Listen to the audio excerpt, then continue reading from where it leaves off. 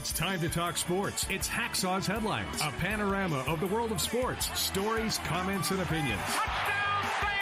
Now, here's iconic sports talk show host Lee Hacksaw Hamilton and co-host John Riley. Who wants to talk sports? Who wants to talk NFL draft, NBA playoffs, the NHL, and baseball? We do. Good afternoon, everyone. This is Lee Hacksaw Hamilton, along with my co-host John Riley. From our studios in San Diego, we welcome you to our Monday bonus podcast. Unbelievable number of things to talk about. John, good afternoon. You and I are cut from the same cloth. Look at you, look at me. For two guys that overdosed this weekend, we did pretty well. Do you know how bad it was in my house? Padres games on TV, wall-to-wall coverage, NFL draft, marquee NBA playoff games, crazy coverage, National Hockey League. Right. I OD'd. By the time I got to Sunday night at 10 o'clock, John, I could not process any more information. I'd read something, and it just didn't register with me. And then I thought to myself, it's 10:15, and I have a column to write. Right. My NFL draft recap. I don't know how you felt, but I was almost face down Sunday night. There was so much data, so much information. It went through a lot of space up there, went through in one side, out the other. I enjoyed it. It was wild, but it was overwhelming. Yeah, well, you keep your notes right there on that clipboard. I don't know if you could show that to the camera, but you actually write down like every person that gets drafted. And so you have all these different cross tabs of how you reference the whole NFL draft. And then you're supposed to put it into a computer for your file, but that takes as much time as it takes to write it. So it was amazing. Couple of statistics here before we get to the draft. Okay. TV viewership. 54.4 million over 3 days in Kansas City. Really? Wow, that's really good. 313,000 fans showed up in Kansas City over the 3 days to watch, participate, drink the draft. It was amazing. We had 43 trades. Wow. 15 quarterbacks taken. I said 16 would go, but 15 Pretty went. close. 6 kickers. Have never seen that Really? before. It was absolutely stunning the way this thing fell. And obviously, we'll get into the different storylines, but the quarterback who got bypassed into the second round, the defensive tackle, the best defensive player maybe in the draft, who fell 9 slots in the draft, that was amazing. It was a fascinating draft. And by the way, you brought this up on our Friday podcast, the draft gurus. Oh, yeah. Okay, so I went back and I just looked. I was just curious. Mel Kiper, who was being portrayed as the reason NFL draft on TV is so successful. Well, I wouldn't go that far. Got 1 pick right. 1 out of the 31 picks in the first round. On top of that, LA Times, which did a very different mock draft. They used a beat writer in every city that covers a team. They only got 3 right. Wow. Which was kind of surprising. The Union Tribune got a draft editor, Eddie Brown. This year, he got 4 right, which was amazing because in the past, he's only gotten 1. So you're talking about the first round and where they slotted, right? Yes. Okay. The best one, NFL Network. Daniel Jeremiah moved the sticks, is his website and his Twitter. He's from Fallbrook. Oh, nice. Really good guy. He got 9. He got 9 picks. That's pretty good. Oh, you think? I used to do specific mock drafts. And this story goes back 1,000 years when I was in Cleveland. And one year, I think I got maybe 6. And I thought, hey, I'm pretty good at this. Well, the next year, everybody's excited. Here comes Hacksaw's mock draft. I got 1. Because at the top of the draft, I think it was Seattle, Dallas engineered a pick. Right at the top, a trade. Oh, yeah, it just throws everything off. Yeah, it was the Tony Dorsett trade. Oh, okay. It just, all the dominoes fell on the floor. Right. So I haven't done specific mock drafts in a while, but it's fascinating. I mean, it's fun. It's games. You love the NFL. It's just fascinating to watch this. We got to get you up on ESPN, like on the panel right there. You could be the new Mel Kiper. No, I don't have the hair for it. Oh, come on. Are you ready? I am ready. All right, we're gonna do something a little bit different here on our Monday bonus podcast. Before we get started, before we bring on the report cards, because we're gonna go each letter grade that I handed out, I want to remind you, if you go to my website, it's all written. LeeHacksawHamilton.com. Best 15 minutes in sports, Hacksaw's headlines. My one man's opinion column is my report card for every team in the league, what I thought they did, where I thought they missed, etc. So if you're sitting around with nothing to do on a Monday, after the bonus podcast is over, punch up my website, go to the one man's opinion column on the right-hand side. It'll take you there. I letter grade every team in the draft. And John, before we move to the report card, tell people about how they can subscribe and what's going to happen at the end of the show. Because if you're watching on live stream, you have a chance to be part and co-host with these two dummies here in the studio in San Diego. Go ahead. Yes, all right. So if you want to join us, be one of the dummies on the panel here, you have a question or a comment, a hot take for Hacksaw, drop it in the live chat on Facebook or YouTube. We'll get you involved in the Fans Forum segment at the conclusion of Hacksaw's headlines. And be sure to subscribe wherever you get your podcasts, including on YouTube. And if you're on YouTube, if you click on that little bell, you'll get updates whenever we drop new episodes and video clips on YouTube. And a couple of addendum items. Give us a thumbs up. And, hey, we're not afraid to beg.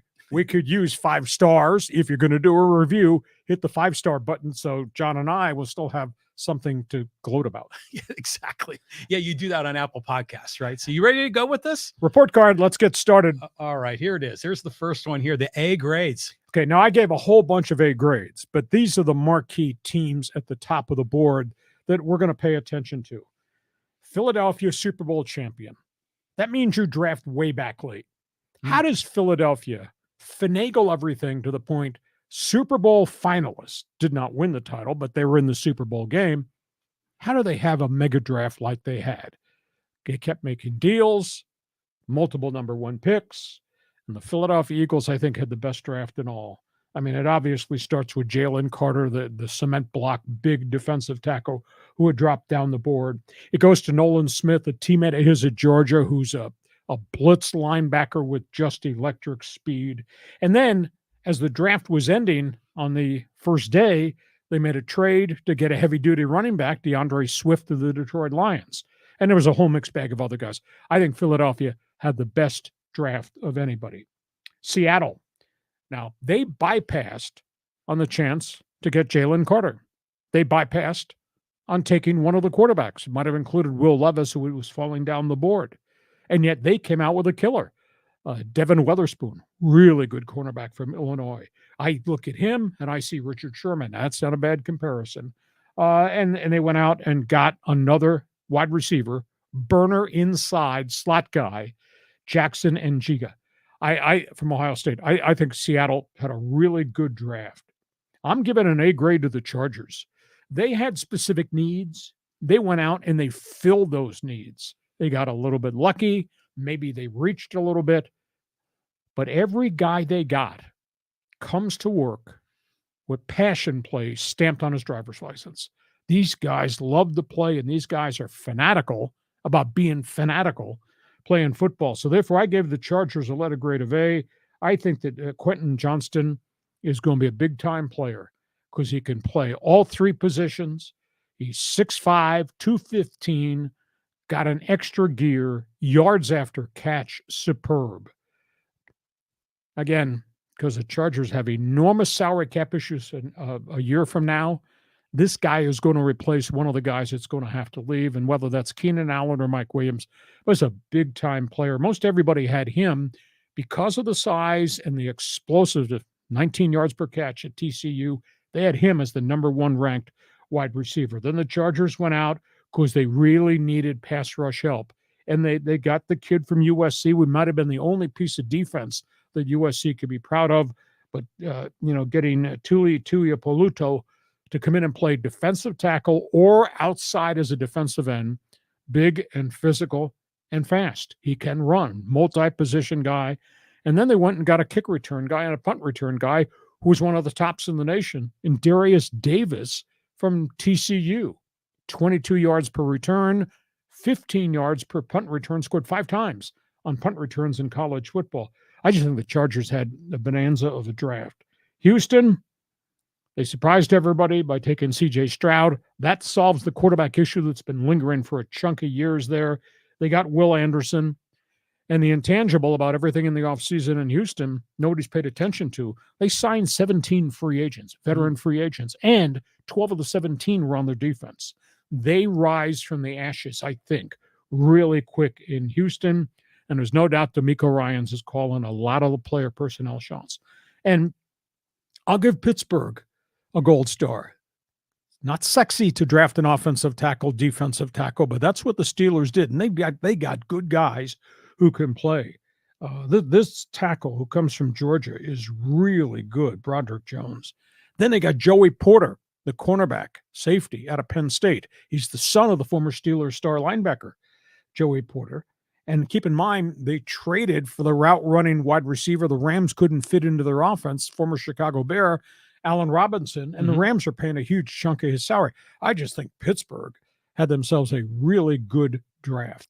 I like the Dallas Cowboys draft. They got a house wrecker of a defensive tackle in Mosey Smith from Michigan. There's a whole bunch of other teams. But if you go to my website, you'll look team by team by team, the letter grade I gave. But I thought those were the marquee ones at the top of the board. Tell me I'm right. Tell me I'm wrong. It's funny because you look at the board and there's all those guys from Georgia that went to the Eagles, but the Chargers got a lot of guys from TCU, right? So do you think some of these NFL GMs sort of fall in love with certain college programs? I think they fall in love with schemes and what the guys are running and the success these guys are having. I mean, there's no doubt that Georgia's got potential more NFL players now than Alabama and Nick Saban has. I think the TCU thing, it's a one-year thing. These guys came together. They had a really good season. They recruited a lot of blazing speed. They got football players who transferred in. So San Diego, I should say the Chargers, just looked at the makeup of TCU's players, how they approached the game, and the needs that the Bolts had on their depth chart. I think the Chargers really did well. Okay. And you were actually wondering why the Lions took all those running backs. I mean, now we kind of know, right? Well, they took one from Alabama because they decided we're going to get rid of the other guy. They didn't get fair market value. DeAndre Swift was a second-round pick at the top of the second round. Had a lot of injuries. When he was healthy, really productive. All they got for him was a fourth-round draft pick. So they wound up losing in the equation. I thought Detroit had a pretty good draft, too. Okay, let's go to letter grade B. Here we go. There are the Bs up on the board. On the report card. You may not like him. You may think he's overbearing and all the other adjectives you use to describe Bill Belichick. Had a good draft. He drafted smart guys, drafted athletes, and by the way, he drafted a ton more on defense. I projected Christian Gonzalez. That's who they wound up taking. Guy can do a lot of things at cornerback, came from the University of Oregon, really gifted athlete, smart dude. I don't think Belichick's defense will be too complicated for Christian Gonzalez. They also drafted a pass rusher, Keon White, out of Georgia Tech. Fast guy, big guy, long arms. So, and they picked up some other defensive players, but that's why I gave them a letter grade B. They got some instant guys that probably come in to compete for starting jobs.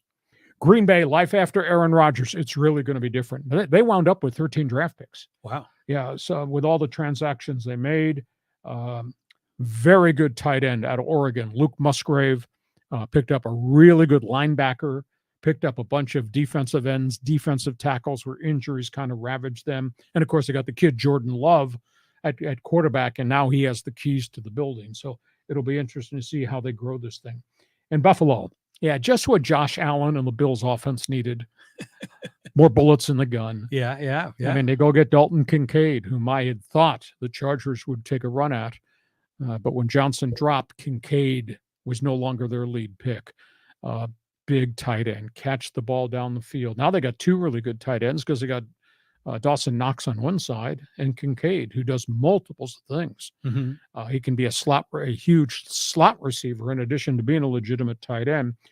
Drafted some offensive and defensive linemen too. So I thought Buffalo had a good draft. So those are the top ones that I had getting a letter grade B. Yeah, so it seems like Belichick lives in the second half of the draft. Rounds 5, 6, 7, he finds all the gems. Trade down, create, get more currency, etc. Now he misses on some. Of course he misses on some. I think the fascinating angle to what's gone on in New England right now, so he had a good draft, and Bill O'Brien's come in, brought back offensive coordinator, had been at Alabama, had a relationship with Mac Jones, and Bill O'Brien's first statement to the media, clean piece of paper. I don't care what happened here in the past to that quarterback, this offense, what Belichick did last year makes no difference. I'm going to work with this quarterback who I know, and we're going to fix the offense. Bill O'Brien's, I think, a really sharp offensive coordinator. Now, remains to be seen. They don't have a lot of superstars at the skill positions, and their running backs are more kind of role players. But O'Brien is a pretty creative dude with X's and O's. So I think that's worth watching. All right, well, let's move down to the report card. You got more grades to go? Letter grade C, which means just above failing. I mean, look at these teams here, the Rams, the Colts, the Saints. What was the favorite phrase a couple of years ago? The general manager of the Rams, as they were projecting they're going to be a Super Bowl team. He's the one who had the T-shirt that said, F those draft picks, because the Rams had traded all those draft picks away. I remember that, yeah. Well, he's got a lot of effing draft picks now. Well, yeah, look at that. The Rams went absolutely crazy. Now, the Rams had 14 picks in all, which is an unbelievable number. And on top of that, they just announced they signed 24 undrafted free agents. Wow. That's amazing. I mean, their mini camps and their OTAs, football helmet, strip of tape across the front with your last name. Yeah. There are so many new faces that'll be in the Rams camp. It'll be like a big tryout. Yeah, exactly. I really like what they did at the top of the board. Steve Avila is a really good offensive lineman. Played tackle in college, projects to a guard, warrior, great feet. You know, when you measure linemen, you got height, you got weight, you got length, the intangible footwork, because you need to be able to move your feet to pass block, run block, get to the second level. Avila is really good. He was not a stud massive tackle like some of the other tackles at the top of the draft board, but I think he's a really fine player, and he goes to a position of need. They drafted a defensive end, Brian Young, who's a pass rusher. They drafted a defensive tackle along the way, and they drafted the guy that drove Georgia to back-to-back national championships, Stetson Bennett. And all he does is manage games and wins. He does not throw for 4,900 yards or 51 touchdowns like guys at Ohio State do. He's just smart. He's a winner. He manages games. Now, I don't know if Stetson Bennett is going to be the heir apparent to Matthew Stafford a year and a half from now, but they spent a fairly decent pick to get him in there. So I think that's a positive. The Rams have just got so many people there. Other thing is the Rams, in all honesty, John, they're going to be a really young team. I think this is, they won't say it, I think this is rebuild. And when you're rebuilding with as many young guys as they brought in, wow. Yeah, I mean, I think for sure, but I like seeing him get Bennett. I mean, that guy, he's a winner. Maybe he's like Trent Dilfer. Maybe, smart guy, can manage the offense. Also, C grade. I like Indianapolis. I think Shane Steichen's going to be fun to watch, to see what he inherits, how he can fix it. They're drastically going to change the offense. But Anthony Richardson, it's going to be his team. And I think he's probably going to play right from the get-go, sink, swim, or get battered. He's a great physical specimen, so they got to keep him healthy. We'll be intrigued to see how he consumes the playbook, the complexities of pre-snap reads, the different things defenses are going to do. Yeah, he played at Florida, threw for a bunch of yards, touchdowns, but he had interceptions, only completed 53% of his passes. This will be a learning curve going forward. But most people of the opinion, they hit the jackpot on the kid. The kid's not ready. The kid's going to have to play. Hope you don't get him busted up. But maybe a year from now, year and a half from now, we'll say, wow, that turned out to be a really good pick, and he's on a fast track because he's learned the game. But I gave them a letter grade of C for that. They needed help Okay, it's so many injuries. They got a defensive tackle, defensive end, but AR-15 is obviously the guy.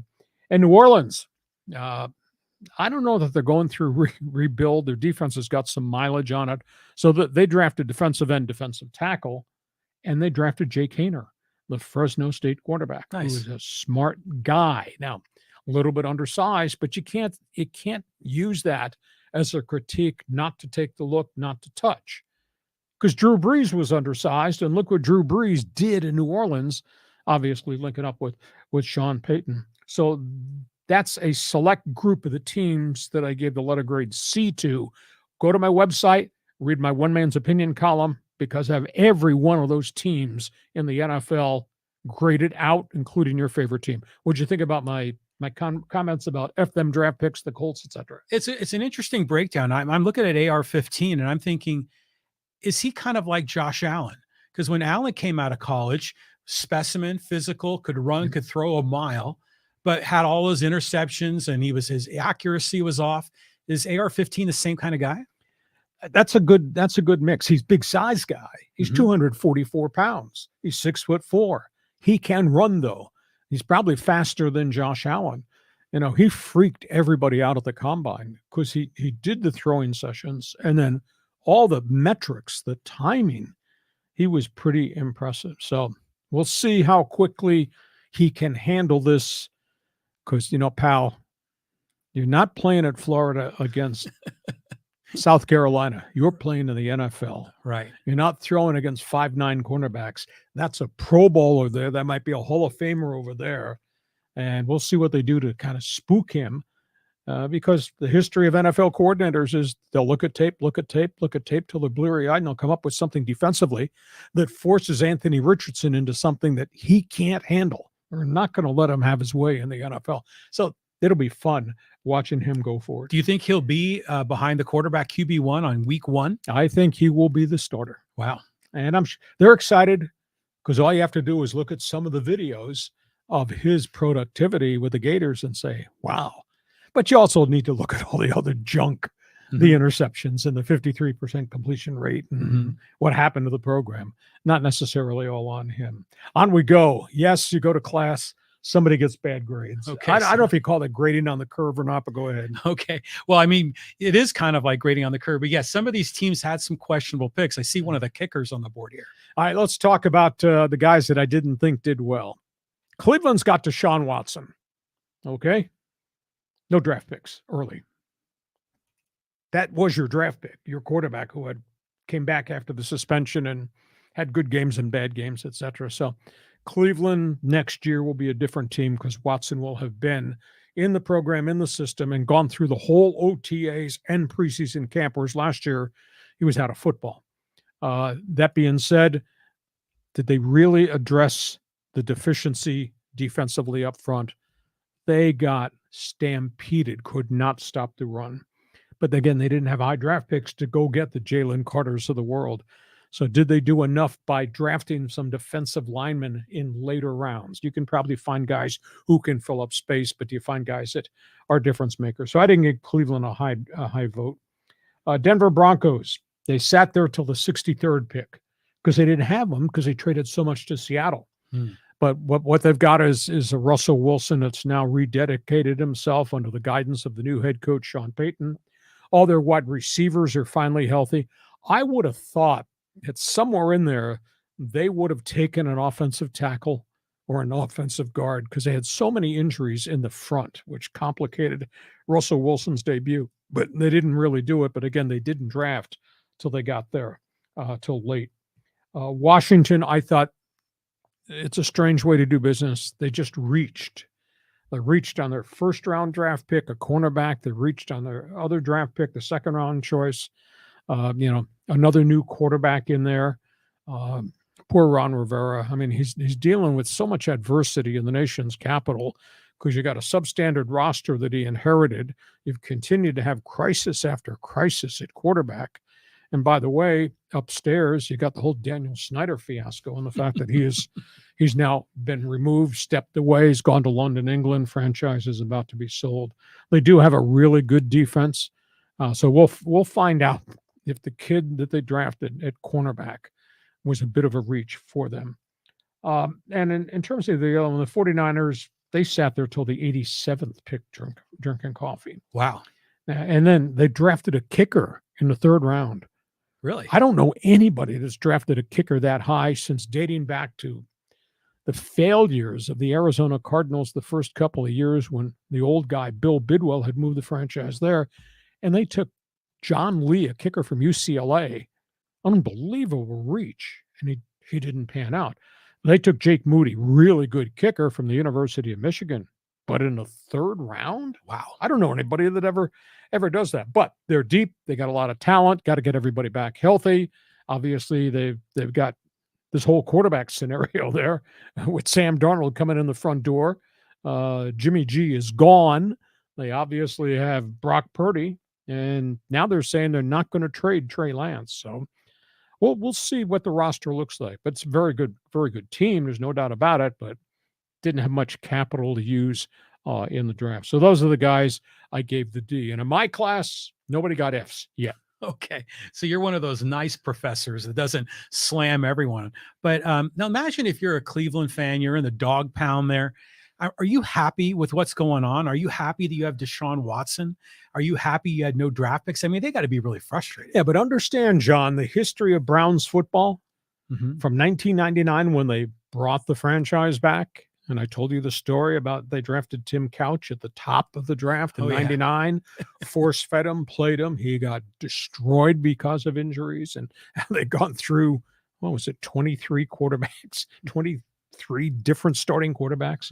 Now they got Deshaun Watson. So, yeah, they're going to be happy. And they do have Myles Garrett, and they do have a really good young secondary. They got to find a way to keep those guys out of the hospital. They've had so many injuries to all these top draft picks at the back end on cornerback and safety. But I think Browns are going to be good. And obviously they got Nick Chubb, heavy duty, big time back. If it were not for Derrick Henry in Tennessee, Nick Chubb would be viewed as the biggest, toughest dude running the football. But he's a really good player. But unfortunately, I think they've wasted at least 2 seasons in Nick Chubb's career because they've not been able to put good people around him. Yeah, I always like that name, Nick Chubb, for like a running back, a heavy duty guy. But going back to kickers, I mean, didn't the Chargers draft Nate Kading? Yeah, way back, but that was not a 3rd round pick. That was like 6th round or something like that. And he gave him a couple good years, and all of a sudden, in the playoffs, he just lost his ability to kick. And oh god, they went on missions trying to find replacements, and they had Josh Lambo who did well, and then freaked out on him, and they got rid of him after he was laughing in the locker room after a terrible playoff loss. And now they've been renting kickers, and they've had a fair degree of success with the kickers they've had. But nobody in modern day football, nobody spends a 2nd round or a 3rd round pick. Well, when did the Raiders take Jankowski? Well, that was the odd exception. Okay. I mean, they took Jankowski, and I think it was Shane Leckler might have been the same draft. I think it was in 2000. But Al Davis was off on another planet. He did what he wanted to do, didn't care what you said or I said or what anybody said. And, Jankowski's probably had a Hall of Fame career there. Yeah, but the exception to the rule. Yeah, exception to the rule is going to do it his way, regardless of what you think or not. One other note, let's talk about college football here in town. Okay, so we want to look at the Aztecs and see how they finished up on the draft board. Well, we had said, John had asked me, because the Aztecs historically have always had draft picks. Not this year. Program slipped a little bit. Yeah, I think it has. But what's happened is now we have 7 guys who have signed free agent contracts as undrafted players. Houston, Jesse Matthews comes in as a route runner, reliable hands, maybe a return guy, goes to one of the worst offensive teams in the league, so he'll get a long look. I disagree with him leaving school. I think he should have stayed another year, would continue to get stronger. They are going to throw the football. I think they're going to throw the ball better. Jesse Matthews could have stayed there and might have had a much better statistical season. I wish he had stayed, but he's the son of a player agent, so that conversation probably took on a little bit different vein, but he winds up going to Houston, so there's an opportunity. Tyrell Shavers is big. Might he be a Vincent Jackson type receiver, the ex-Charger? He goes to Buffalo. Only time will tell whether he can actually play at the next level. His career, in all honesty, might be in Canada. because there are not a lot of 6'5" guys in Canada who can run. And guys that don't make it in the NFL should look there. Don't go to the XFL and the USFL or indoor football. Go to Canada, market yourself. If you have a good year or two, you can always come back across the border. There's a lot of history. So he goes to Buffalo. Miami, I think, got a really good player. I don't know whether he's a center or he's going to be a guard. Olave was he was the only veteran on the Aztec offensive front. Smart cookie, physical guy, good feet. So he gets a chance to go in there and maybe be a backup swing guy between center and offensive guard. And if he could play two positions, that helps you a great deal.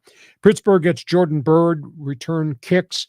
I don't know whether or not he can handle the pounding that the NFL is all about, but there's no doubt that he's quick, dart dash.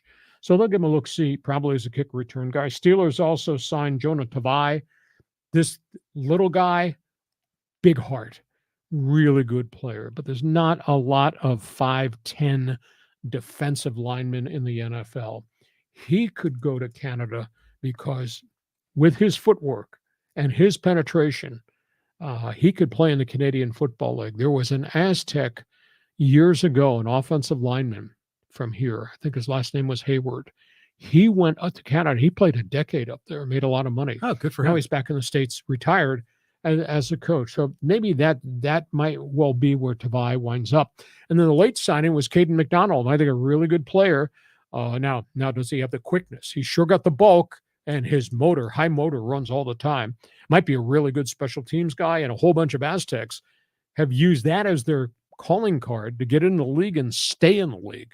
So he goes to Indianapolis Colts. Indianapolis needs a lot of help. So maybe he lines up as a strong side linebacker, as a backup, and maybe becomes a gunner or plays an integral part of getting down the field, special teams, and he's all football all the time. So the Aztecs, they're putting guys in NFL camps, and it's opportunity. Yeah, it's not bad. I mean, so how do the numbers break down? Like, how many guys do they invite to camp? How many are on the roster, the practice squad? I mean, what's the probability that these guys could maybe make the team? Well, everybody goes through OTAs right now. So most of the NFL clubs are having mini camps this week where you bring everybody in and they sit in the classroom work, and they might do a little bit of walkthrough. Nobody's in helmets or pads. Then you bring them back for the first of OTAs, which is a long extended period. And that's where they actually finally get into pads, and then they start doing real football related stuff as the offense and defense is installed. There's 90 guys under contract to every NFL team. And if you don't get hurt in the OTAs, hopefully, you'll be there in July when regular camp opens. And they've changed the off-season rules this year. They used to have cuts after the first preseason game, second preseason game, etc. They would go from 90 to 85 and 85 to 73 or something. This time they've gotten rid of all that. Those guys stay in camp the whole time. And then right at the end of August, after the final preseason games played, there'll be a lot of bodies on the street because everybody will go from 90 to 53. Ooh. And then each club will re-sign. I think the number is 16 this year that will go on developmental.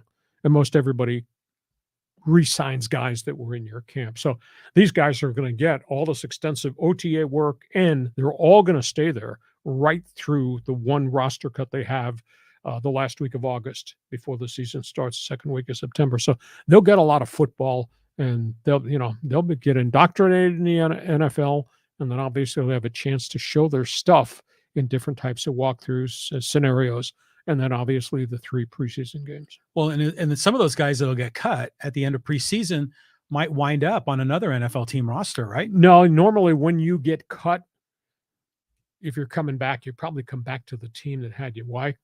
Because you've had all these months to digest everything in the playbook and the whole system. Okay. But that's, for the most part, that's the way it works. All right, before we go to the NBA, we're going to talk a little hoops here. John, remind everybody about Fans Forum, how they subscribe, and what we need them to do if they like what we do. Okay. Well, if you like what we do and you want to leave a 5-star rating, assuming you think we deserve it, go on to Apple Podcasts. You can leave a rating and review. That'd be really appreciated. Kind of helps boost the podcast, and it helps us kind of build an audience, and you can play a role in helping us out doing that. If you want to be a part of the podcast, you want to have a question or a comment, drop that in the live chat on Facebook or on YouTube. We'll get you involved in the fans forum segment, and be sure to subscribe wherever you get your podcasts. And by the way, if you like sports, I want you to check my website. If I write it every day, you should read it every day. And today, read my NFL draft report card, because I broke down your favorite team and every team in the National Football League, and I assigned a letter grade to virtually everybody. Just go to the website, LeeHacksawHamilton.com. It's on the One Man's Opinion page. And don't forget, I want you to share with everybody. You like what we're doing? Give us a thumbs up. And I'm not too proud to say, I want you to jam that Apple thing and make sure you give us some 5-star reviews along the way. John, let's talk 3-point shots, air balls, and let's talk NBA basketball. Okay, we're going to do NBA. We'll get back to those Padres in a minute, but let's talk about the Warriors and the Kings. This was a hell of a series, and it went to Game 7, and man, Curry was just fantastic. Steph Curry equals 50 points. That's a great headline. Sacramento had a phenomenal season. You know, at the end, fans didn't want to leave the arena, even though they got run out of the arena by Golden State, 7th and final game. You know, it's interesting to me when you look back, blurry-eyed as we are. We all watched a lot of hoops. The young teams that got there went through a tough learning curve. And I think this has never been driven home more than what just happened. The guys that didn't get to go to the second round. You have to learn how to win in postseason, because I just think it's a different venue, John. And that's what's the critical equation. Sacramento's kids really played well, but then the last game, De'Aaron Fox just disappeared. Now, I don't know whether he got defended out of that game or whether he was just so fatigued because he had carried so much of the offense for a whole period of time. And Sacramento's big men disappeared and Sabonis fell apart. You just have to learn how to play in the second season, postseason. And I guarantee you, they'll keep this team together. Sacramento will be better next year for what they just experienced and almost accomplished this year. And you can say the same thing for Memphis. Last time I looked, Memphis lost by 40 in the final game to the Lakers. I mean, they got stomped. Injuries had a piece of the equation to do with that, but Memphis has to learn. Cleveland with Mobley and Garland and all those young guys, they got there. They got taken out pretty quickly. You got to be able to cope with the ups and downs and the surges and the eruptions when you're in postseason play, because it is different than playing on a Tuesday night in November. So I think each of those teams that got taken out is probably going to learn an awful lot along the way. And obviously, injuries played into the equation too. We saw more significant injuries in the first round of this tournament in the playoffs than I think we'd seen in a long time. But Golden State's not done yet. They get the chance to play another series starting on Tuesday night against LA. It's going to be a good one. I mean, so wasn't it amazing how the Kings went into San Francisco and beat them on Game 6? The Warriors just laid an egg. And then you figured, oh, they're going back to Sacramento. The Kings maybe have a momentum, and then it flipped the other way. So it just kind of goes to show you, for some of these NBA teams, like the Lakers, like the Warriors, it's almost like the seed number doesn't matter. If you're a 6 or a 7, you just want to get into the tournament.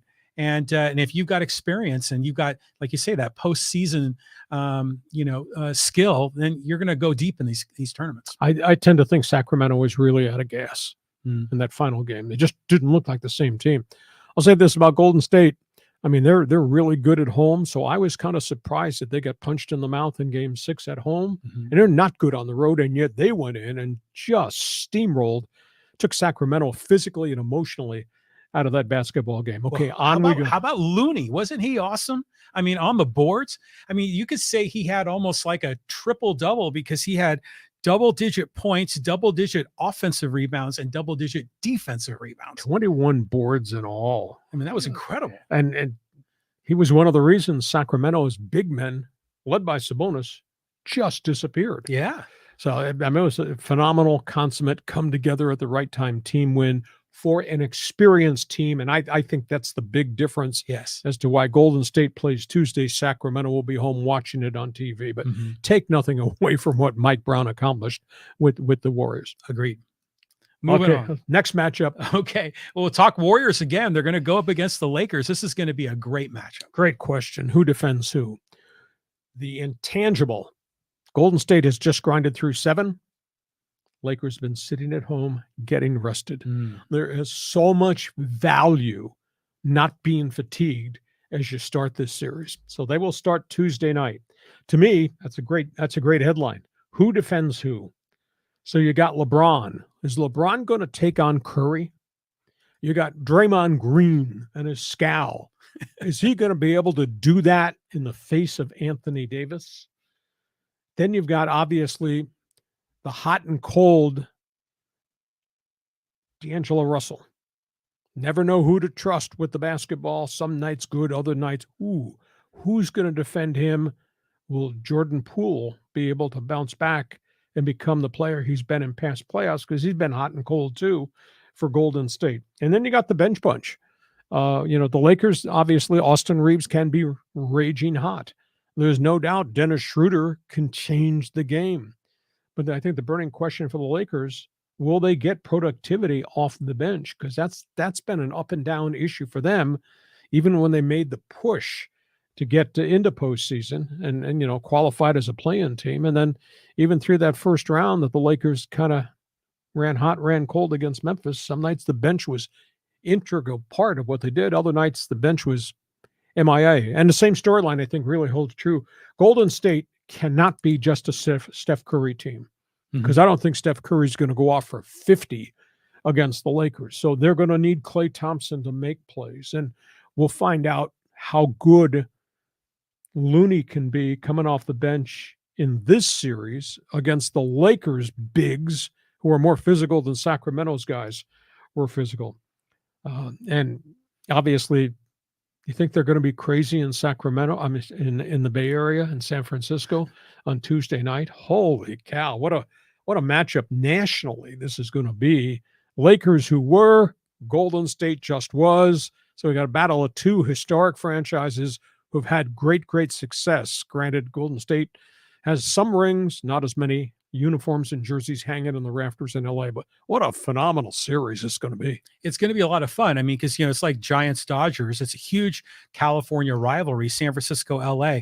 But for each of these franchises, it seems when the Lakers were great, the Warriors were horrible, and vice versa. So how often have they met in the playoffs? It's got to be very rare. Yeah, very, very rare, because, I mean, the Golden State was down forever. I mean, Golden State's marquee guys were Rick Barry. Yeah. Al Adels. I'm telling you stuff you already know, dummy. Clifford Ray. Joe Barry Carroll for a short period of time. But that's been few and far between. And obviously Steve Kerr, new ownership, new arena has changed everything. They've made San Francisco a basketball city again. I just think it's going to be a best of 7 shootout. Now, question, who's going to shoot it? Who's going to sink these shots?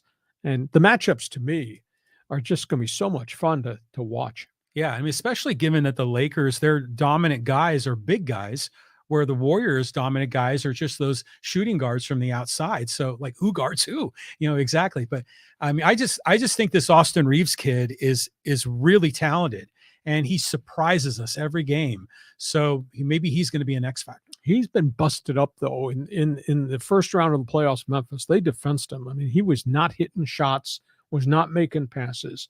And maybe it's because of the end of the season when they finally inserted him into the starting lineup. He started to make plays. Nobody was aware of who he was, what he could do, and he had hot hands some games. But boy, against the Memphis Grizzlies, he was not there consistently at all. He just looked a little overwhelmed with the physicality of postseason play. Yeah, it's a whole new level, just like the NHL. On we go. Let's talk about some of the other storylines in pro basketball, because this was really a weird week. Weird first round. Yeah, I mean, you see some number 1 seeds go down. I mean, this was a wild week. Let's talk about Milwaukee. They're really upset, probably rightfully so. But this had to do with the injury to Giannis, suffering the bruised back. Came back, was just never the same player, and they're not the same team when he's not part of the rotation offensively. And so there's a huge disappointment when you're the number 1 seed in the West and you don't get out of the first round. But that was just the quirk of injuries along the way. Philadelphia's got a real problem. Joel Embiid has just gotten plasma platelet injection in the sprained knee. Mm-hmm. He's got a problem with 2 different ligaments. There's no tear. He's hardly practiced at all. He does not. I don't think he plays in game 1 in the series with Boston. I don't even play game 2. If you can't practice, how are you going to run the floor? How are you going to run the floor when you've got a sprained knee? And if he's not in the lineup, just not the same basketball team. So we'll have to take this game by game. Does not play game 1. I don't know how he could play game 2.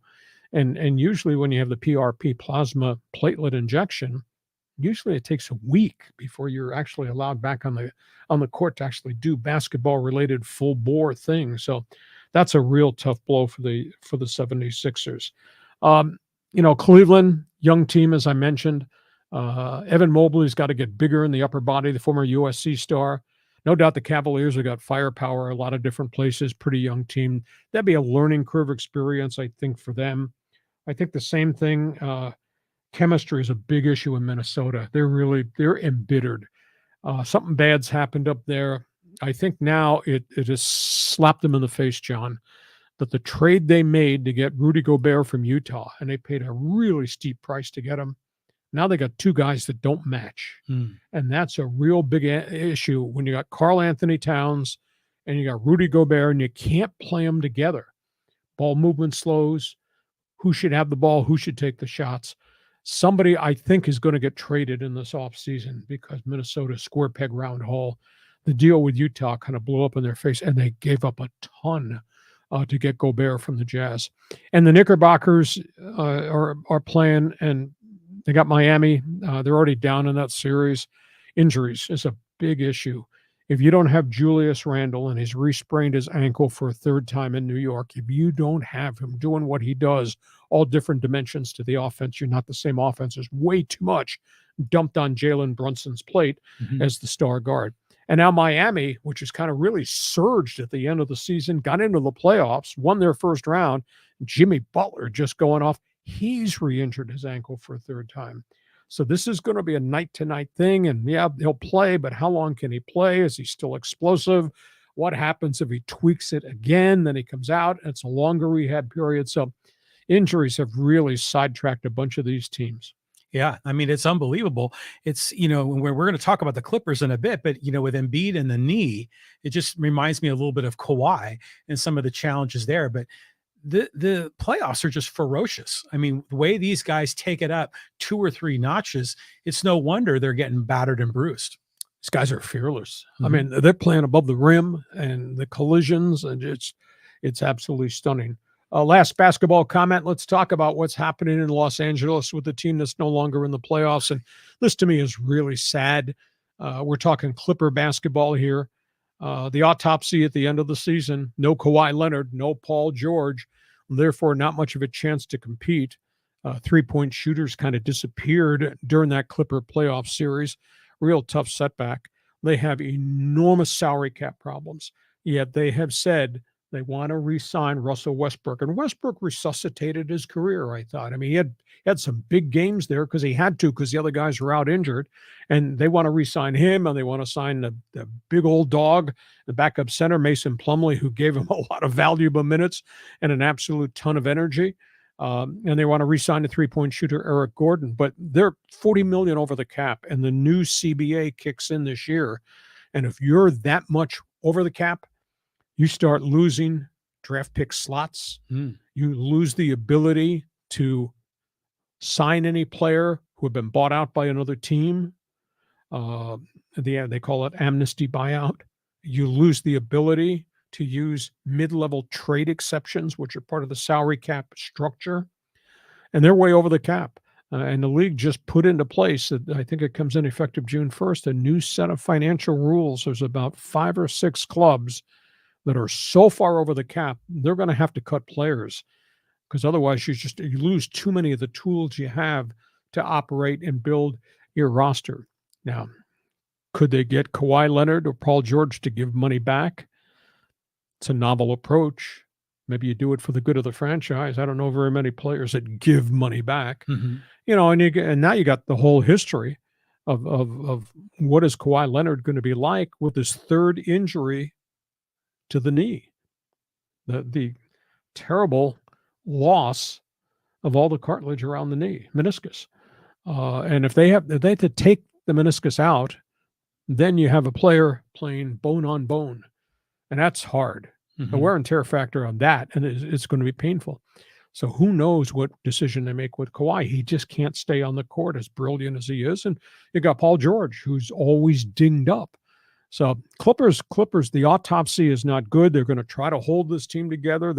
I don't think they have any chips to go out in the marketplace and add anything to the roster. So NBA has changed the rules, and the Clippers thought they were going to get there and be a championship team. And for this group of people, like the last group of people with Chris Paul and Blake Griffin, not work out. So let's just explore a hypothetical. Let's just say, the Clippers are way over on the salary cap, and you decide to cut Kawhi or Paul George just to get under the cap. Well, you could trade them. Well, yeah, you could trade them, and then, you could maybe work a deal and get below the cap. But let's just say hypothetically they got cut, which would be crazy. But if they did, they're still on the hook to pay them, right? Yes. And then if they land with some other team, then do they pay the minimum, and then the Clippers pick up the balance? Does it kind of work the way it does in Major League Baseball? I don't know if teams, in fact, that's a good question. I don't think under this new set of guidelines, I don't think you can pay a portion of the salary to move that guy off the roster. You could in the past. I think I read this past week that you can't. But you can trade. You can trade this player to a team that's got cap space that's willing to take on that player. They'll give you players in return. They'll give you draft picks in return. But then if you do that, if you trade Paul George or Kawhi Leonard, you're busting up the roster you built. Right. So it's a really tough call, unless Steve Ballmer, who's been one of the most benevolent owners and has tried so hard to put the Clippers in the NBA Finals, says, I don't care about the limitations. I'm keeping my team together. We're going to re-sign Russell Westbrook. We'll try to get everybody healthy and come back next year with this group, because the group never got to play together, right, for large chunks of the whole season. That's a good question. Ballmer might be the Steve Cohen of the NBA. Yeah, exactly. All right, before we move on to talk baseball, remind everybody about what's happening right at the end of the show. We should put a sign up there that says help wanted. Want you to be part of Fans Forum right at the end of our Monday bonus podcast today. John, explain how that works. All right, you can get involved in the Fans Forum. Just drop your live take, your live question, your comment you have for Hacksaw. You put it in the live chat on Facebook or on YouTube. We'll see it on here on our screen. We'll get you involved in the Fans Forum at the conclusion of Hacksaw's headlines. And to remind you, if you like what we do, give us a thumbs up, share it with everybody. And I never got gold stars in school, going to Catholic elementary school. So pay me now. If you like what we're doing, give us a rave review on Apple. Give us a 5-star, because that'll help us a great deal. John got gold stars in school, elementary school in San Francisco. I know about that. On we go. Let's talk baseball. Okay, yeah, it was a great weekend down in Mexico City. A lot of fun to watch those games, but the ball was flying. Cheap home runs and cheap tequila. I tell you what, the fun thing to me to watch the 2 games in Mexico City against the Giants was the Sombrero Sluggers. The Padres hit that 6 home runs in that one game. There were 11 home runs total. And every time they hit a bomb, somebody's running out of the dugout wearing the big black sombrero. They ought to bring that back. That'll be our signature for this Padres season as they continue now and they move back home to play the Cincinnati Reds. It's a tough place to play. I did not realize, cut class the day they taught it in college, went and drank beer instead. I didn't realize Mexico City was 7,300 feet above sea level. That's way up there. Yeah, I mean, it's just a shade more than 5,200 feet in Denver, Mile High City. Man, that ball was jumping out of there.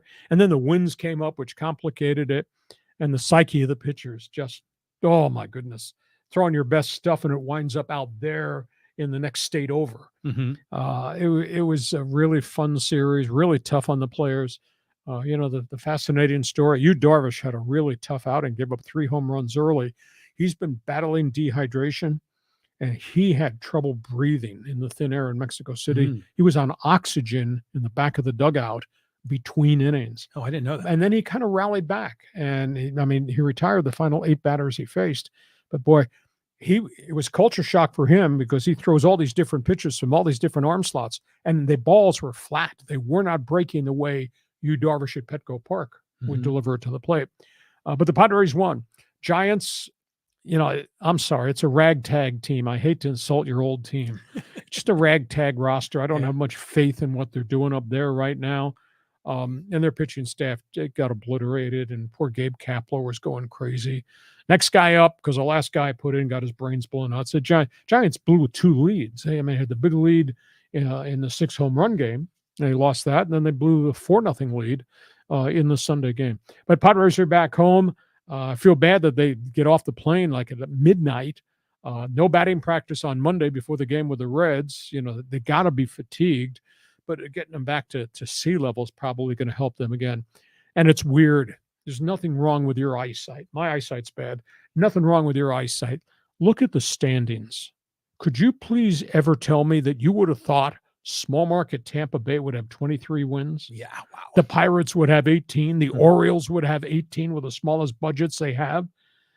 And everybody that we thought was going to be good, be it San Diego, be it the Dodgers, these guys are staggering to try to get a shade above the 500 mark. A lot of baseball to be played, but there's nothing wrong with your eyesight. The standings are correct. Yeah, well, and the Padres are back above 500, and hopefully this kind of kicks them into a new gear, get that offense rolling.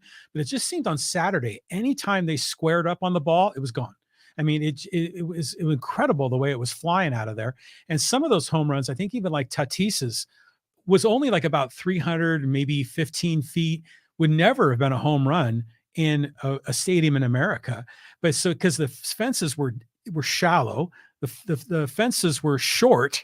I mean, it was just like the ultimate bandbox. Yeah, it really was. And it's a once in a lifetime experience. It was so much fun for the players, and the players did some kind of cool things with the charity events down there. But I like the sombrero look.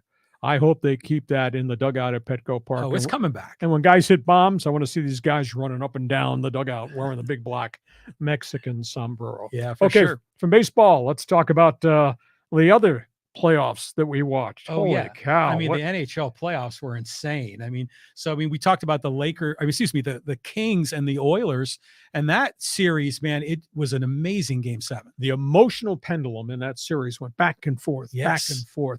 And I'll tell you, you held your breath if you're a hockey fan, because there was so much goal scoring on both sides that the minute Leon Draisaitl of Edmonton cranked it up and crossed the red line into the zone, God, he was going to score a goal.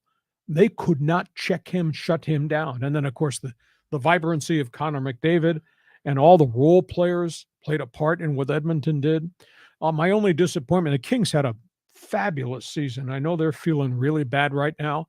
The only point I have is, please tell me where Anze Kopitar was in this playoff series. Adrian Kempe, who had 41 goals regular season, they didn't seem to be as dangerous offensively as Draisaitl and Connor McDavid was. And both teams, I thought at times, goaltending got really shaky. Korpisalo, man, he stoned him at times, but there was so much traffic in front of the Kings goaltender. And I will say this, Stuart Skinner, young guy, I felt he was really sloppy around the goal with the puck, and that sometimes that puck went up in the back of the net. But when they needed him at the end of Game 7, boy, did he make big saves after big saves against the Kings. So Kings had a great jump. I think Rob Blake should be the executive of the year in the NHL. Toronto, Tampa Bay. First time in 19 years, the Maple Leafs got out of the first round. And they did it without a lot of their big names contributing, which is really a surprise. Their goaltender, Ilya Samsonov, made some huge saves in some of the big victories. I don't understand what happened at Tampa Bay's goaltender, Vasilevsky. He's had a great career, great season, but he looked shaky at times in the series against the Maple Leafs.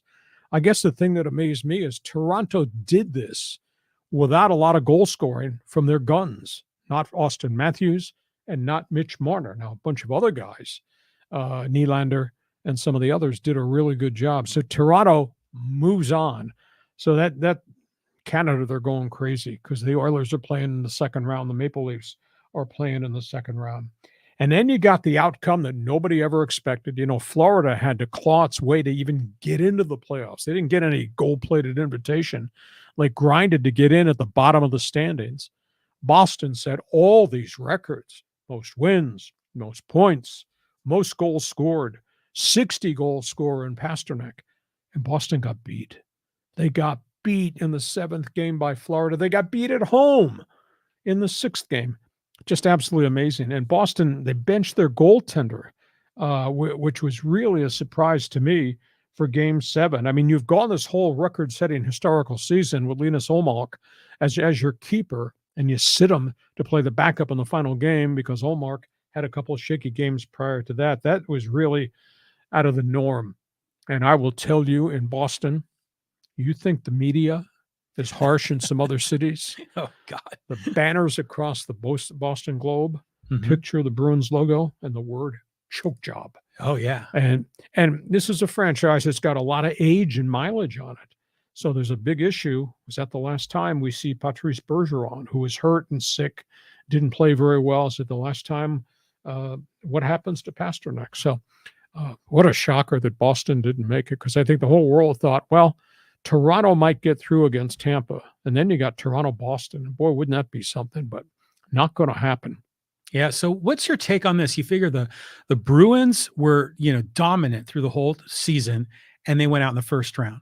The Milwaukee Bucks were a number 1 seed out in the first round. And last year's playoffs, the Dodgers had a dominant season. They went out in the first round of the playoffs. What leads to this? Is it psyche? Is it mental? What's your take? Are you hot? Are you healthy? Those are, I think, the 2 biggest words going to postseason play. And for the most part, each of those teams that you mentioned, there were physical maladies there. And then don't screw it up, Dave Roberts, Dodger dugout, mishandling your pitching. Right. But I think in a bunch of the cases in the NHL and in the NBA, you get hurt guys. And this could cost Philadelphia. If Embiid cannot come back to be as dominant as he is, and I don't understand how you can give him a plasma platelet injection at this point. You had all last week when it was out to make that decision, because you need a window for that to take effect for him to go out and then play. Why you would wait so long for that? And obviously Giannis bruised the back in Milwaukee and was just quite never the same player. And you got all these injuries in Boston. I mean, losing Bergeron to what they thought was a mysterious virus. I don't know whether they feared that maybe he had COVID, but he wasn't right. And then other guys got hurt along the way. And then your goaltender just absolutely fell apart, which you would never have imagined with a team that won 65 games. So great playoff series. You go from the first round, take a deep breath. Here comes the second round. Yeah. And they're going to get beat up and smacked around and thrown against the boards even more. I mean, yeah, if you're a Boston fan, it's got to be tough. I mean, you were on the king of the hill, the top of the mountain, and now you're like in the street gutter. But, you mentioned Giannis going back to the NBA. Did you see that press conference where someone asked him, did you fail? I mean, what was your whole take on that one? I thought that was a rather unfair question. Mm-hmm. I mean, when he got hurt, I thought he might have fractured his back. Oh, yeah. So, I'm sorry, that sounded like a cheap shot question. I think you need to respect the player in these press conferences. Mm-hmm. And Giannis gave a really strong-worded, very honest answer. I thought Giannis was much fairer to the reporter than the reporter was for asking I agree. the question, which I thought was really kind of off the mark. But you get dinged, you can't be the same player. And if you're the star player on the team and you get dinged, that changes a lot of the other components of the makeup of your team. So in the NHL playoffs, with the number 1 team out, who's the favorite, you think? It's wide open. I mean, they're going, I have friends in Canada, across Canada, that I network with on email all the time. They're going crazy.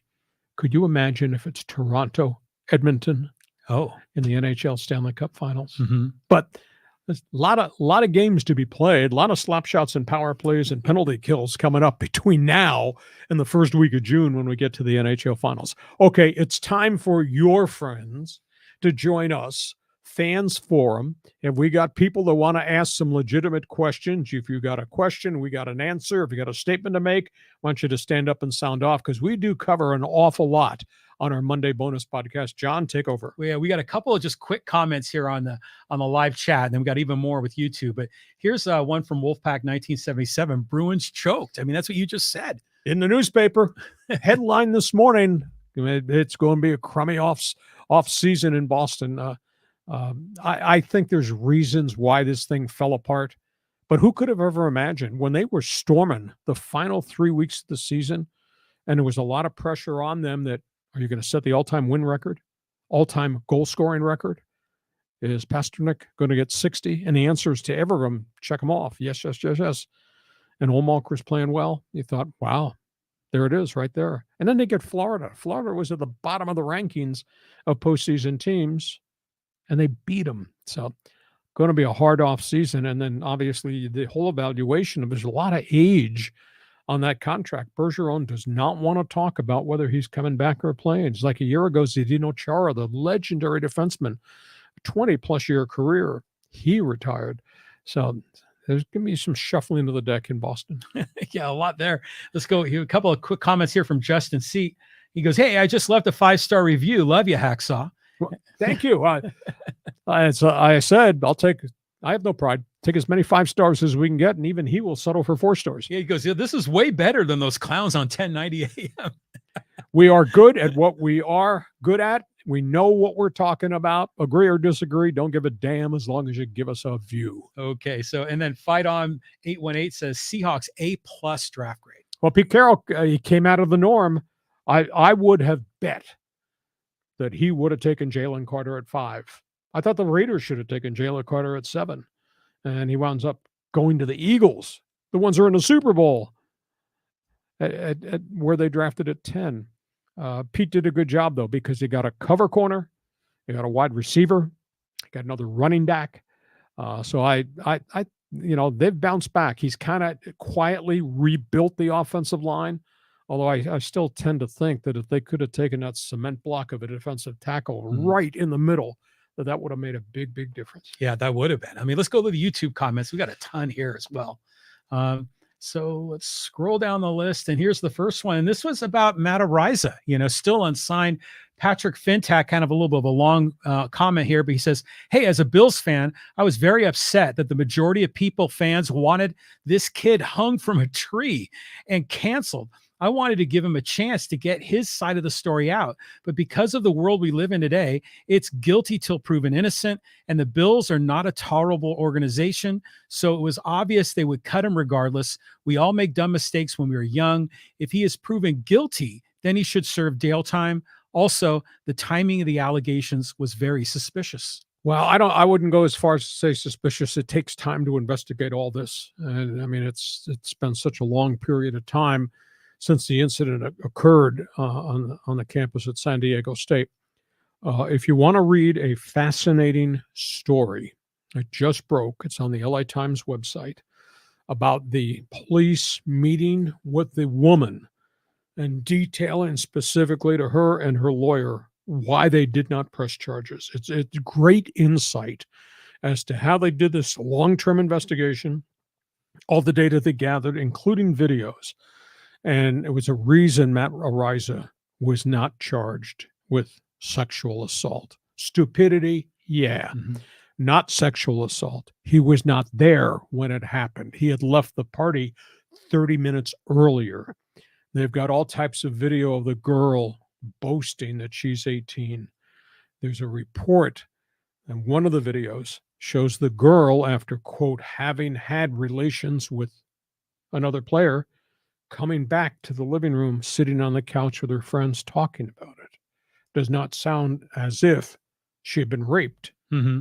But there is no video of any of the players. There is video of, quote, one of the acts. I think it was the third set of circumstances when she was led back into the bedroom where the assault might have occurred.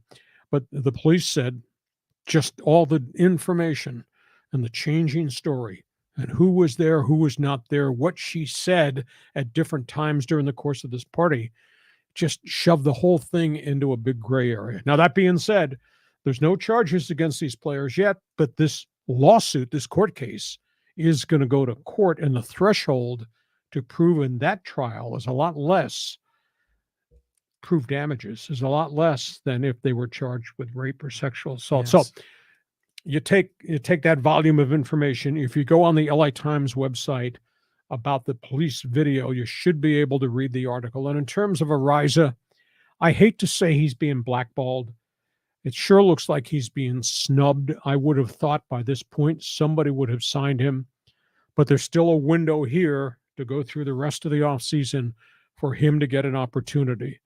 Did he do something wrong? He made a stupid decision. A lot of players make stupid decisions. And last I checked, there's a ton of these guys that have served whatever penalty sanction they had to serve and were allowed back in the NFL. If he cannot get back in the NFL, he should go to Canada. And granted, he'll have things he'll have to explain to the Toronto Argonauts or the BC Lions or whatever. But maybe he can rebuild his football reputation and his personal reputation there. I feel bad for the kid because he was a great, great player. Career should not be ended because he did something stupid. Granted, it was over the line. I don't understand the rationale of why you would put your whole bloody future in jeopardy when your whole great future is right there in front of you. So I hope the kid gets this opportunity somewhere. But obviously, this case is this lawsuit, civil lawsuit, is going to trial. Yeah, I mean, it's a sad story, so I'd like to see him get a second chance as well, especially since he has not been found guilty. But there's another comment here on YouTube. It's kind of a similar story, and it's the deal about Mikey Williams. And John the Professional says, Mikey, like so many kids these days, thinks gang life is like a rap video until the shoe drops. Well, I just questioned last week on our podcast at the end of the week, who's advising this young man? I don't care about how many TikTok followers he has. I don't care that he designs fashion clothes. I don't care that he lives in a, quote, $1 million house. I want to know who is advising this young man to handle his business this way. And in the world that we live in right now, John, and I hate to pontificate, but I will, why are you screwing around with guns? Yeah, for sure. Now, if it were self-defense and a right to defend yourself, yeah, your property, maybe that's different, but there seems to be no evidence there was any gunfire or any weapons pointed the other way at the basketball player, and you're coming out of your house and you're firing at a car. Thank God nobody was injured. But why are you doing this in the day and age that we, Texas and Virginia and all the other places, and who is advising this kid, and whether that's family or that's brothers or the people that counsel this young man, why you would allow this to ever happen, and why the kid would ever take it upon himself to do it. He's really in a world of trouble because Johnny's got 5 felonies right there. Ooh, I mean, that's going to be a tough one. But it just makes you understand that you look at the world around us and everyone's going through different things in their life, and some people are dealing with chaos in their family and their personal life. Other people, their situation appears to be rock solid, but behind the curtain it isn't. So, everyone's dealing with stuff. It's just a shame when it acts out this way. Well, acts out the way it did for Mikey Williams. We talked about a month ago about Ja Morant and the 5 different incidents, a couple of them with guns in Memphis, and he got himself suspended, lost a lot of money. My biggest fear, you think a gun is important? What happens if you wind up in an alley with a bullet wound in your head? How important is that decision at that point in time? So I hope the young man can work his way through it, but why this was ever allowed to begin and exist this way is just, it's terribly sad. And it kind of makes me angry because you have your whole life in front of you as a great athlete and you make this decision. Yeah, it was nuts. End of sermon. Okay, end of sermon. Let's move on here. And here's a comment about Kawhi Leonard from Just Piper and says, hey, Kawhi, I love you, man. Take your money and run. You have nothing to prove to anyone. You made it to the top. Nobody stays there. Do the rehab and enjoy your retirement with your family. His DNA is he competes, and I don't think he's ready to walk away from it. I hate to think that his career, the last segment of a really great career, maybe even a Hall of Fame career, might be robbed because of these 3 different injuries to that one knee. But he's got great medical care. I get so turned off. I detest the criticism that I have heard and I have read. He let them down, or the rip job on the Clipper organization just about the limited playing time that they gave him to try to, quote, protect him. Then he goes out and he gets hurt. Obviously, he's not the same physical specimen as he was when he first broke in with San Antonio, and now he's had 3 different major injuries.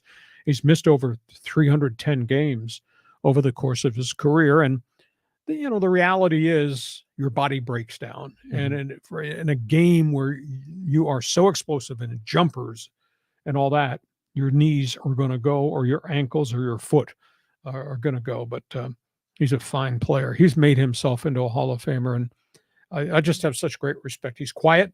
He's introverted. Obviously comes from a very tough family situation based on what just happened with his sister being sent to prison for life for a murder.